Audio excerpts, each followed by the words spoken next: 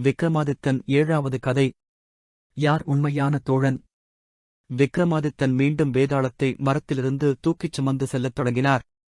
வழியில் வேதாளம் 7வது புதிரை கூறத் தொடங்கியது. ஒரு நகரத்தில் 3 நண்பர்கள் இருந்தனர். அவர்கள் சிறுவயதிலிருந்து சேர்ந்து வளர்ந்தனர். ஒருநாள் அவர்கள் மூவரும் வியாபாரம் செய்யத் தீர்மானித்து வேறு நகரத்திற்குச் சென்றனர். அங்கு அவர்கள் வியாபாரம் செய்து பெரும் செல்வம் ஈட்டினர். ஆனால் ஒருநாள் அவர்கள் மூவரும் ஒரு பயங்கர மர்மவாதியின் பிடியில் சிக்கிக் கொண்டனர்.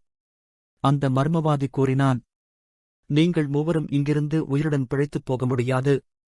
உங்களில் ஒருவரை நான் தியாகம் செய்ய வேண்டும். உங்களில் யார் தன்னார்வமாக தியாகம் செய்ய தயாராக இருக்கிறீர்கள்? அதைக் கேட்டவுடன் முதல் நண்பர் பயந்து தப்பிக்க ஓடிவிட்டான். 2வது நண்பர் தன் நண்பர்களை விட்டுச் செல்ல மனம் வரவில்லை, ஆனால் தன் உயிரையும் இழக்க விரும்பவில்லை. 3வது நண்பர் மட்டும், நான் என் நண்பர்களுக்காக உயிரை தியாகம் செய்கிறேன் என்று சொல்லி முன் வந்தான். வேதாளத்தின் கேள்வி: இந்த மூவரில் யார் உண்மையான தோழன்? விக்ரமாதித்தன் சிறிது நேரம் யோசித்தார். பின்னர் அவர் கூறினார், முதல் நண்பன் பயந்து தப்பித்துவிட்டான், எனவே அவன் உண்மையான தோழன் இல்லை.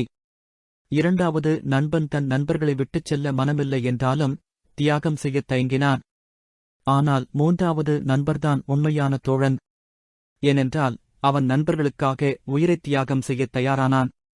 உண்மையான நட்பு என்பது தேவையான போது துணையாக இருப்பதுதான்.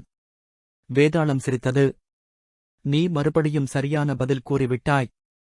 ஆனால் பேசாமல் இருக்க வேண்டும் என்று கூறியிருந்தேன்.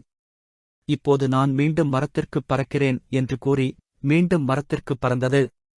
விக்ரமாதித்தன் மீண்டும் அதை பிடிக்கச் சென்றார்.